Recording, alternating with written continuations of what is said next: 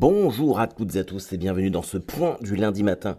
Nous sommes le lundi 8 juillet 2024 et je crois que c'est la première fois que j'enregistre un point du lundi matin aussitôt. Il est 7h55. Normalement, les mecs des travaux sont censés venir à 9h. Je dis bien censés venir parce que pour ceux qui suivent le point du lundi matin depuis un certain temps, vous savez que ces gens-là sont très aléatoires dans leur comportement et leur agenda. La notion d'agenda n'existe pas chez eux. Je n'ai toujours pas mes escaliers, ça c'est pour la petite anecdote, et a priori je ne pense pas que je les aurai avant septembre. C'est dramatique, ça me casse les couilles. J'hésite en fait entre dépression, envie d'en tuer un. Je comprends pas qu'on puisse être aussi peu professionnel. Et puis surtout, je n'ai plus de solution.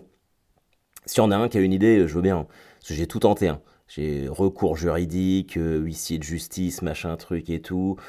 En fait, le truc qui resterait à faire, c'est d'éventuellement casser le contrat. Ce qu'on pourrait faire. Mais comme les artisans sont débordés, si je casse le contrat, qui finit mes travaux? Au final, j'ai toujours pas d'escalier. Donc, mine de rien, même si ça avance très lentement, ça avance quand même. Ouais, je sais pas. J'avoue que je suis médusé. Pourtant, j'ai quand même... mon travail veut que j'ai la faculté d'observer ça avec un petit peu de recul et d'analyser la situation pour en faire un truc drôle. Mais là, j'avoue que je prends une leçon. Là, je prends une leçon d'absurde. C'est magnifique. Mais bon, on n'est pas là pour ça. On est là pour le dernier point du lundi matin. Je vais essayer de mettre un peu d'énergie et d'envie. Et puis surtout qu'on a quand même beaucoup de trucs à se dire. Le dernier point du lundi matin, c'est celui où on fait ce fameux bilan de l'année. Savoir comment ça s'est passé. Alors évidemment, c'est moi qui parle, mais j'espère que pour vous aussi, c'est l'occasion à ce moment-là de se dire qu'est-ce que j'ai fait entre début septembre et début juillet, qu'est-ce qui s'est passé. On dit qu'une année passe vite, et c'est vrai qu'elle passe vite, mais il s'en passe quand même beaucoup des choses. Je remets bien le micro, il se passe quand même beaucoup de choses dans une année. Est-ce que le son est pas mal? Attendez, je regarde. Est-ce que là, ça serait pas mieux si je parlais un petit peu comme ça? Là, il y a peut-être plus de volume. Là. On est bien. Pardon. Est-ce qu'on est bien là? Bon, je crois qu'on n'est pas trop mal. Pardon, j'ai dû remettre correctement le micro. Donc je disais oui, c'est le moment où on doit faire le bilan de ce qui s'est passé cette année. Moi, c'est un épisode que j'aime bien. Je me rappelle quand on a fait l'année dernière, le point du lundi matin devait s'arrêter. Et finalement, il a continué. Normalement, il continuera l'année prochaine, mais peut-être que du coup, je l'arrêterai. Et c'est comme ça que ça se passe. On ne sait jamais vraiment. Il n'y a pas, malheureusement, pas suffisamment de régularité, mais c'est ce qui donne le sel de ce podcast. C'est de ne pas savoir quand tu vas l'avoir. Et c'est un concept en soi. C'est un concept. Mais en fait, je suis dans ce moment où il me reste un plateau à faire là, à Arcachon mercredi. Après, j'ai fini ma saison. Bon, le plateau de mercredi, évidemment, c'est très cool, ça fait plaisir, mais je peux pas vous mentir, la saison s'est quand même terminée après la prestation au Hellfest. Et j'étais sur un petit nuage.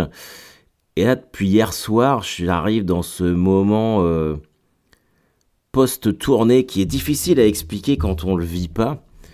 Surtout quand on est un peu hypersensible comme moi, où je suis chez moi. Et là, j'ai du temps pour moi. C'est-à-dire que j'ai installé une gargouille. Hier, on est allé à une fête médiévale.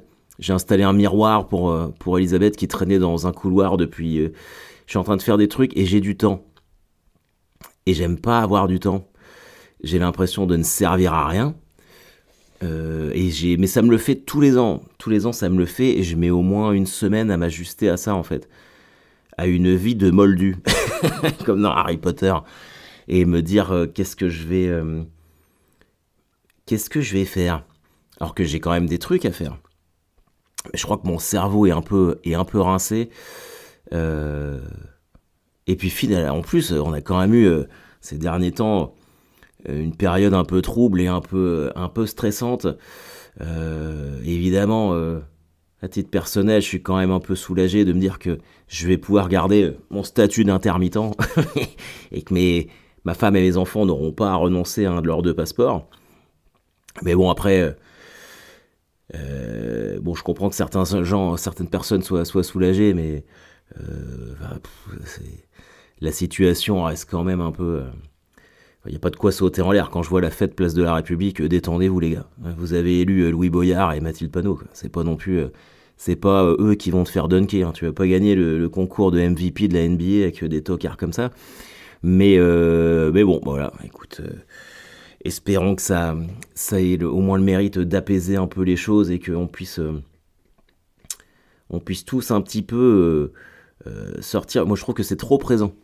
C'est trop présent, ces histoires de politique à outrance, que ces gens-là se fassent un peu plus discrets, qu'ils fassent ce pourquoi ils sont élus, qu'on arrête de les voir à la télé, ce serait déjà pas mal.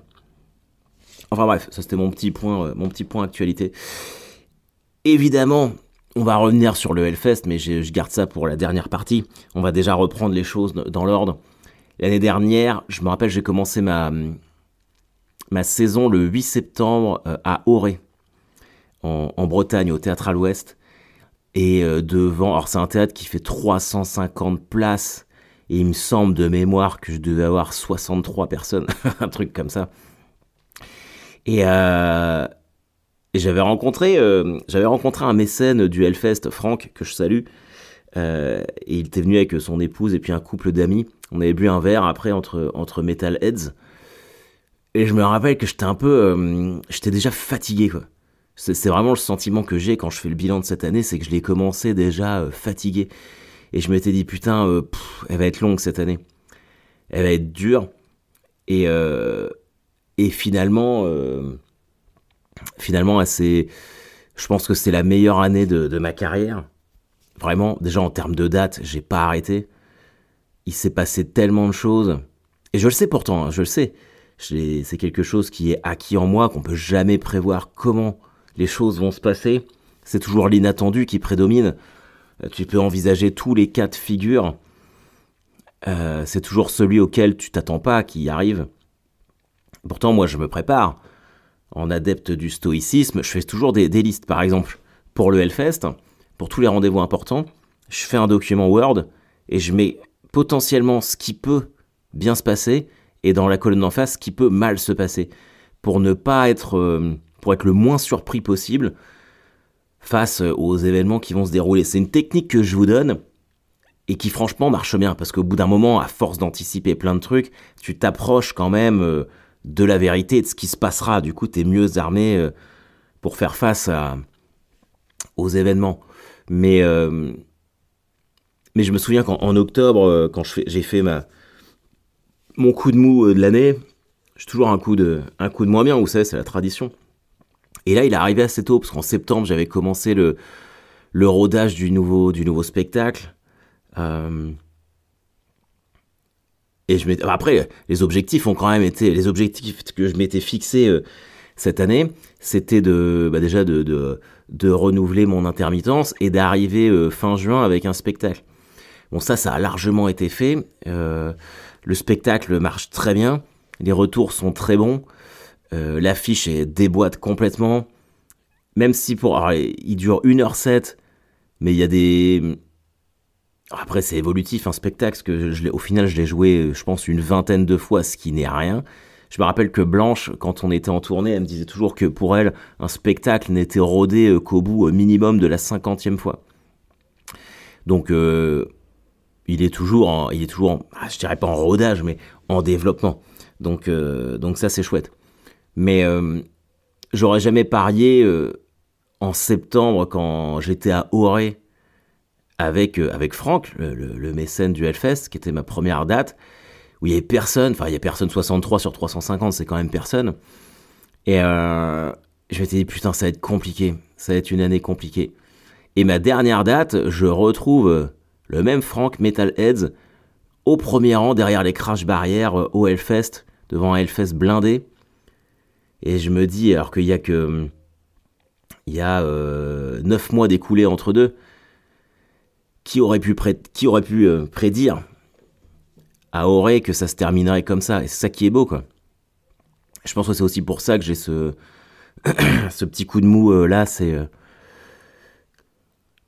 tout. Ce sont les nerfs qui relâchent. Et ouais, c'est toujours compliqué de rebondir après un truc comme ça. Mais j'ai pas arrêté. J'ai pas arrêté.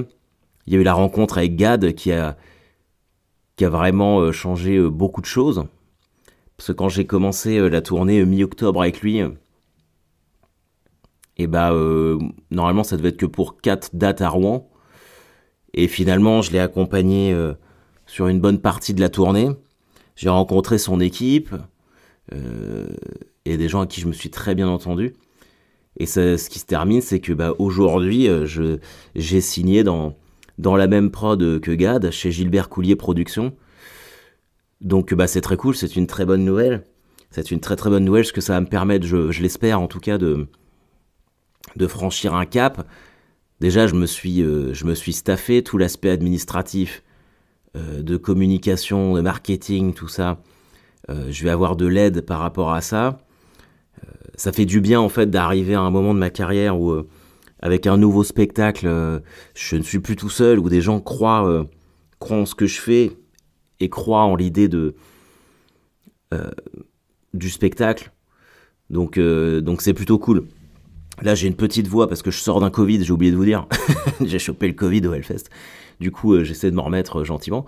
Mais c'est très chouette. Et en octobre, septembre-octobre, quand j'étais là, je me suis dit, putain, mais comment je vais faire? Est-ce que ça serait pas la dernière année? Est-ce que Oui, parce que j'ai quand même eu... je me rappelle, en octobre, j'avais eu une annulation à La Rochelle et à Marseille, alors que ça ne m'était jamais arrivé avant. Et j'en avais parlé dans le point du lundi matin de l'époque. Est-ce que ça serait pas la fin, quoi? Et au final, a priori, les dieux de l'humour ont décidé de me faire continuer encore un petit peu. Donc c'est cool, c'est une très bonne nouvelle. Donc j'espère que pour vous, il y a eu également ce type de rebondissement au cours de l'année. Et puis qui aurait pu prédire que je finirais ma saison par un Hellfest. Alors, puisque c'est ça qui vous intéresse, comment ça s'est passé? Quand je vous ai quitté la semaine passée, j'étais en route pour aller faire les Open du Rire à Rire et Chanson, pour enregistrer des nouvelles blagues. Et puis moi, c'était un peu l'occasion, c'était une dernière répétition avant de partir au Hellfest. Et j'ai un peu pris ça comme une formalité. Je suis passé en premier et étonnamment, c'est toujours quand tu ne t'y attends pas que ça frappe, ça s'est pas très bien passé. C'était pas dingue. Pourtant, j'ai fait le même set que d'habitude, j'ai mis de l'énergie et tout, mais les gens ne riaient pas trop. Ça a été très compliqué. Ça a été très très compliqué. Et je suis ressorti de là en me disant putain merde. J'ai quand même fait le début du set que je suis censé faire au Hellfest à l'Apollo, donc c'est quand même une salle où les gens sont assis, machin truc, public rire et chanson, donc qui est censé rire.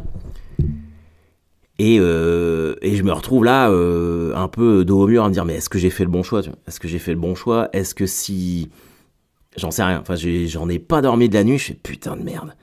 C'était vraiment compliqué. Et il a fallu vraiment se remettre un peu dans... J'ai pas trop eu le temps de gamberger, c'était pas le moment de changer le set, je l'avais répété, je l'avais préparé, parce qu'au Hellfest, j'ai vraiment fait un set un peu hybride de différentes parties de mes spectacles, c'était vraiment en mode greatest hits. Et on est parti, je suis en train d'essayer de retrouver J'aurais dû le faire plus tôt, ce plan du lundi matin, c'est complètement décousu. Quoi qu'il en soit, mardi, je suis allé au lit de bonheur mardi soir, pour bien gagner de l'énergie. On s'est donné rendez-vous avec mes potes le mercredi. Et je devais... Attendez, je fais une pause. Vous voyez, c'est pour ça que je vous dis que là, j'ai besoin de débrancher tout. C'est que même ça, en fait, je sais plus quoi faire. Je sais plus comment raconter mes histoires. Je suis vraiment lessivé. Enfin, quoi qu'il en soit, je suis parti au Hellfest en ayant également la mission d'écrire une nouvelle chronique pour France Inter, parce on enregistrait un pilote d'émission mardi dernier, je sais plus si je l'ai dit la semaine passée ou pas, j'en sais rien, fait chier, casse les couilles. Bon, quoi qu'il en soit, on a pris la route le mercredi pour Clisson pour le Hellfest à 4 dans un 5008 avec tout le matos, machin truc et tout. Il a fallu que j'écrive la chronique en l'essayant sur mes potes sur la route du mercredi. On est arrivé, comment ça s'est passé je suis parti et quand moi ils m'ont proposé de faire le Hellfest, j'avais droit à un pass 4 jours pour moi et un accompagnateur. Et j'ai pris mon pote Max, celui qui a disparu l'année dernière, pour qu'il me suive partout et qu'il filme. D'ailleurs, on a filmé plein de trucs, on a un mini documentaire que j'ai commencé à filmer il y a quelques mois sur comment j'avais appréhendé le Hellfest, comment je m'étais préparé. Ça va sortir là au cours de l'été, c'est quasiment terminé d'être monté. Je vais balancer le teaser ce midi. J'ai jamais été stressé, pour être honnête, pour faire le Hellfest, même en arrivant là-bas. On avait rendez-vous sur le parking du Leclerc de Clisson, pour ceux qui connaissent. Max était beaucoup plus stressé que moi, tous mes copains étaient extrêmement stressés. Avant de partir, ils avaient tous des t-shirts Harold Barbet, je leur avais filé les fameux Mediator pour qu'ils les donnent au public. Mais en vrai, moi j'étais pas stressé. Vous savez, moi je vous dis tout. J'étais pas stressé parce que je suis stressé que quand je suis pas sûr de ce que je fais. Là, j'avais tellement répété le truc, j'allais le faire. Après, il y a des choses qui t'appartiennent plus. Une fois que t'arrives sur scène, c'est comment les gens réagissent et tout. Et on arrive dans le Hellfest, et il y a donc cette fameuse scène centrale, la Hell Stage. On se prépare derrière, il faisait méga chaud, et je devais jouer à 16h20, et on a dû rentrer en loge vers... les loges, donc c'est l'arrière de scène, une demi-heure avant, et il y avait personne, quoi. Le Hellfest était vide. Même j'en parlais avec les techniciens, ils étaient surpris. Ils disaient, putain, c'est bizarre, parce que d'habitude, il y a beaucoup plus de monde à cette heure-là. Les gens arrivent tard cette année. Et en fait, les 10 minutes avant que je joue, il y avait personne. Il y avait personne devant la scène. Et je dis à Max, mais putain, mais comment je vais faire? Il y a personne. Donc je dis aux potes de se mettre devant, parce que autant, si tu ouvres le Hellfest sur la Hell Stage par un groupe comme ce qui se fait d'habitude, tu commences à jouer, les gens vont arriver, et puis c'est tout, c'est pas grave si tu commences à jouer devant personne. Mais moi, si j'arrive sur scène, et que je fais ça, les amis, et qu'il y a absolument personne, j'ai l'air d'un con. Comment je commence ça, quoi? Et je commence à gamberger, à me dire, putain de merde, est-ce que c'était une si bonne idée que ça? Et je me change, et là, je commence à entendre, poil Harold! Parce que les gens me voyaient un peu derrière le rideau, puis je sens que ça commence à arriver, je fais, bon, ça va. J'arrive sur scène, franchement, grosse ambiance, il y avait du monde, vraiment un bon petit paquet de personnes, et j'ai ressenti, et j'ai fait waouh, avoir ce rêve qui se réalisait, d'être là enfin sur scène, au Hellfest, avec plein de metalheads. La quasi-totalité au départ, ce sont que des gens qui me suivent et qui venaient exprès pour voir le stand-up. Et ça m'a vraiment fait chaud au cœur. Et j'ai eu un petit moment où... ça n'a pas duré longtemps, mais dans ma tête, j'étais... Pouf! Putain, ça fait plaisir. Et j'ai fait le set. Ça a très bien marché. Ça a duré, j'ai fait 40 minutes, les gens ne sont jamais partis, il n'y a que des gens qui sont arrivés autour. Ça a très bien réagi, j'ai pris 2 applauses en 40 minutes. Quand t'es en extérieur avec un public debout au Hellfest, du bruit partout, les gens étaient... il n'y avait pas encore de viande sous, ou alors la viande sous, il y en avait quand même un petit peu, mais j'étais tellement dans mon élément, tout est passé.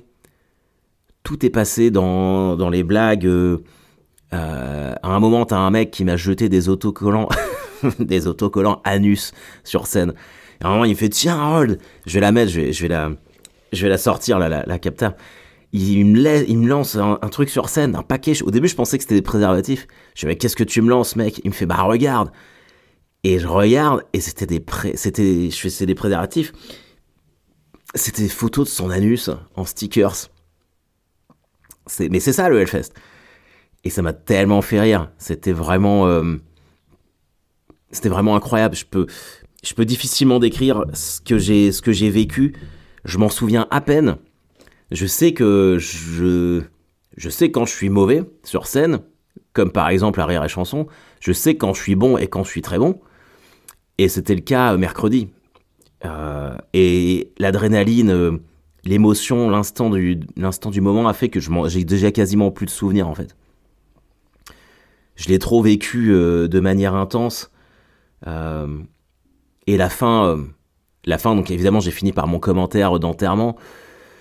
C'était incroyable. Ça faisait 6 mois que je préparais ça, que je me disais bah tiens, je vais finir comme ça et puis ça va.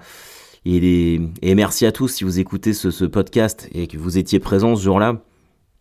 C'était tellement incroyable parce que vous avez vraiment fait la moitié du travail. Hein. Moi, j'ai juste récité mon texte, fait mes blagues, mais votre présence, votre sympathie à mon égard et le soutien surtout, ça a vraiment fait toute la différence. Et c'était un moment absolument incroyable. C'est probablement le meilleur souvenir sur scène que j'ai de ma carrière depuis que j'ai commencé en 2011. C'est vraiment si je devais revivre un instant sur scène, je prends celui-ci sans compter. Ça, et puis la première fois que j'ai vraiment fait rire les gens, à Moulins-sur-Orne en 2013. C'est vraiment les deux moments... c'est les deux moments charnières. Bon, il y en a eu d'autres, mais à la fin du livre de ma vie d'humoriste, pour l'instant, ça, c'est vraiment dans le top 3 de ce qui s'est passé. Parce que c'est l'aboutissement de quelque chose. Et c'est peut-être pour ça que j'ai un peu le moral en berne, en faisant ce point du lundi matin, et j'avais déjà amorcé. Maintenant que j'ai fait ça, maintenant que j'ai réalisé le rêve d'une vie artistique, d'être le premier humoriste à faire le Hellfest, que ça s'est bien passé, et que bien sûr j'ai envie de le refaire, j'ai envie de le refaire sur une scène plus grande. J'ai dans un coin de ma tête, faut que je regarde, mais je sais pas quel est le record du plus grand stand-up du monde.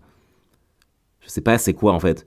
Quel est mais j'arrête pas de penser à ça. Je me dis si un jour je fais une main stage au Hellfest devant 180 000 personnes, est-ce que j'ai pas le record du monde du plus grand stand-up de tous les temps? Est-ce que ça serait pas ça mon nouvel objectif? Alors bon, je sais qu'il y a des gens qui vont lever les yeux au ciel, mais non Harold. Mais on lève les yeux au ciel et on me dit mais non Harold depuis 2011. Et au final, je gagne toujours. Très prétentieux ce que je viens de dire, mais très vrai en même temps. Donc, donc est-ce que c'est pas ça que je devrais faire? Il faut que je me trouve un nouveau but. Là, je dois faire le deuil de ce petit passage-là, qui est incroyable. Déjà, je dois me ressourcer. Après, en fait, j'ai dû passer très vite à autre chose parce que j'ai fini le spectacle. On a fait une distribution de goodies. Je voulais vraiment que les gens en repartent contents et je crois que c'est vraiment ce qui s'est passé. On a distribué des t-shirts à Harold Barbet, des débardeurs. Les Mediators, c'était une vraie bonne idée. Je suis vraiment content que ça vous ait plu parce que ça a vraiment bien plu aux gens. Et c'était un moment incroyable. J'étais sur les retours à lancer mes Mediators. Les gens étaient trop contents. Les gens, j'aime pas dire les gens, mais ma boule, mon public. Et en fait, je suis sorti de scène et direct, il a fallu que je me prépare parce que donc je suis sorti, il devait être 17h.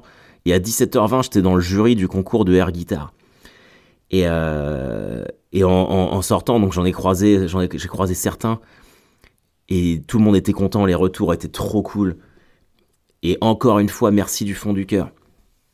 Après, comment ça s'est passé? Le concours de air guitar, c'était vraiment chambé.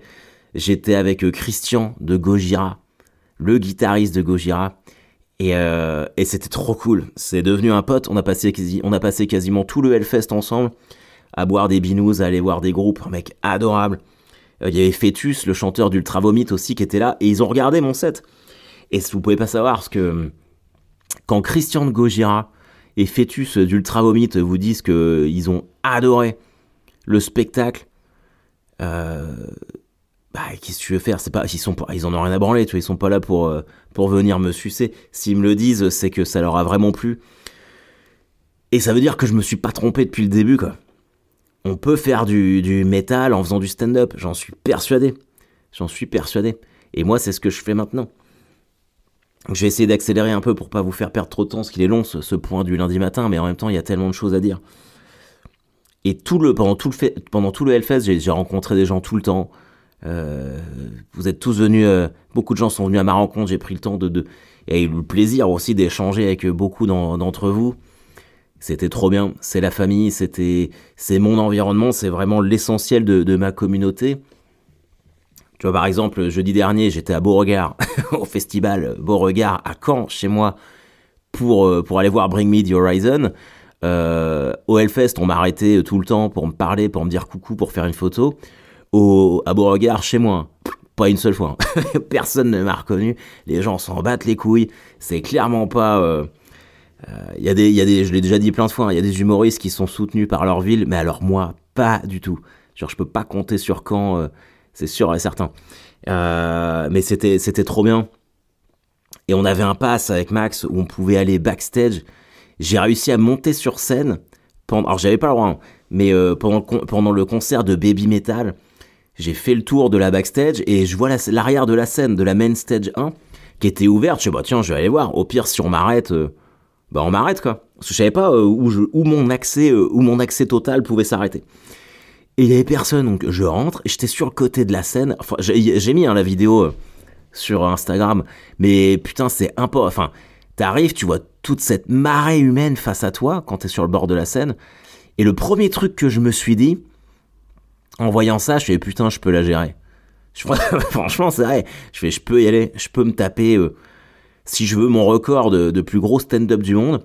Entre deux groupes, je peux aller faire 8 minutes de stand-up devant tout ça sans problème. Je peux largement gérer ça. Et c'était fou, quoi, de voir l'arrière du décor. Tout ça, c'était une partie du Hellfest que je connaissais pas. Le VIP aussi, c'était incroyable. C'était vraiment fou, et qu'est-ce qu'on s'est marré. Alors les concerts en eux-mêmes, Machine Head, incroyable. Landmarks, un groupe de métal de Marseille, c'était ouf. Ça, j'ai adoré. Très déçu par Metallica. C'était vraiment pas terrible. Elisabeth est venue le samedi et le dimanche, c'était la première fois qu'elle venait au Hellfest. Elle a adoré, mais bon, après, elle a eu un Hellfest qui est pas vraiment le Hellfest, parce qu'elle avait un traitement VIP, donc c'est pas le Hellfest que tu connais normalement, à faire la queue pour aller aux toilettes ou des trucs comme ça. Mais c'était chambé. C'était vraiment chambé. J'ai fait des interviews pour Loud TV et du son pour les cages à miel, donc les podcasts sont sortis, vous pouvez taper ça si vous voulez écouter. Et dimanche, le dernier jour, il y a mon pote Bruno Solo qui est venu parce qu'il était fan des Foo Fighters, et il y avait les Foo Fighters. Incroyable les Foo Fighters. Et on a fini en loge. Le soir des Foo Fighters avec Bruno Solo, son fils, et puis Elisabeth. Et on était tout là-haut, quoi. Tout là-haut à regarder le concert. Alors là, j'avais arrêté d'être métal complètement. Il y avait des petits fours. Je buvais du vin rouge dans un verre, dans un vrai verre en plus. J'étais pas en éco-cup à la bière. Donc c'était pas très métal. Je m'étais embourgeoisé de ouf. Mais par contre, Bruno et moi, on était déchirés. J'ai cru qu'on allait péter j'ai cru qu'on allait péter la loge, quoi. On était en train de taper partout, de gueuler comme des beaufs. On s'est trop marré. C'était trop chouette. C'était vraiment un super moment. Et voilà où on en est. Une semaine après, j'ai chopé le Covid, mais ça valait le coup. Je suis sûr que j'oublie plein de détails à vous raconter. Mais mes copains étaient fiers de moi. Je leur ai tous offert un CD signé par Christian de Gojira. J'avais anticipé le truc parce que je savais que j'allais le voir, et que comme mes potes m'avaient aidé, c'est eux qui ont flyé tout le festival. Ils ont distribué les médiators, ils ont filmé tout ça. Je me suis dit, il faut que je leur fasse un beau cadeau. Et avant de partir, j'avais été à la Fnac, j'avais acheté plein de CD de Gojira. Et quand j'ai rencontré Christian de Gojira avant le concours de air guitar, je lui ai dit, je voudrais offrir à tous mes copains qui m'ont aidé un CD de Gojira. Si tu pouvais les dédicacer, ce serait cool. Et Christian a pris le temps de signer tous les CD. Il en a signé à mes enfants, à mon beau-frère, tout ça. Et quand j'ai offert ça à mes copains, je peux vous dire qu'ils étaient extrêmement contents. Donc voilà, la mission est accomplie. Le Hellfest, c'est fini, c'est une page qui se tourne. Faut se fixer de nouveaux objectifs. Je pars avec une nouvelle prod maintenant. Je pars à la rentrée avec France Inter. Je vous avoue que je suis également content que l'audiovisuel français ne soit pas privatisé, parce que ça m'aurait fait tellement chier de me dire que j'intègre France Inter au moment où c'est privatisé et que ça n'existe plus. Mais voilà, en tout cas, tout est bien qui finit bien. J'espère très sincèrement que vous avez eu une année qui s'est bien passée, globalement, parce que forcément, c'est pas linéaire, il y a des hauts et il y a des bas, je les vis aussi, on les vit tous, mais j'espère qu'au moment de rentrer dans l'été, maintenant que les élections, que tout ça est terminé, que c'est un peu plus calme, j'espère pour vous que vous allez prendre du temps pour vous, pour votre famille, pour votre esprit, pour votre santé mentale. Moi, j'en ai besoin. Et puis, on se retrouve très vite. Je vais faire... là, je suis à Arcachon. Je sais pas s'il y en a qui y seront mercredi. Mais toujours pareil, hein, avec grand plaisir pour échanger avec vous. Après, je partirai en vacances et je pense que je vais me faire une petite pause. Je vais peut-être couper... je sais qu'Elisabeth, elle aimerait bien que je laisse mon portable. Et je crois que j'en ai un peu besoin pour rebooter totalement mon cerveau. Voilà. En tout cas, je vous dis à la rentrée. La première date, ce sera à Denver, dans le Colorado, le 1er août. Donc je compte pas forcément sur vous pour être là, mais on sait jamais, pourquoi pas. Sinon, 6 et 7 septembre au point virgule, avec le nouveau spectacle. Donc voilà, j'espère que vous serez tous là. Je vous tape une bise très amicale à toutes et à tous. Prenez soin de vous. Soyez bienveillants avec vous-même. Faites pas comme moi, soyez pas trop durs. Appréciez vos victoires, soyez tolérants avec vos défaites et vos échecs. On en a tous. Et puis c'est parti. Hein. Point du lundi matin, saison 4, c'est terminé. Rendez-vous à la fin de l'été pour le début de la saison 5. Qui sait où ça nous amènera? Qui sait où les mabouches s'arrêteront? Maintenant que le stand-up est officiellement devenu métal, maintenant que j'ai écrit l'histoire du Hellfest, on peut qu'envisager des trucs de ouf, on peut plus faire moins bien maintenant. Allez, bye bye.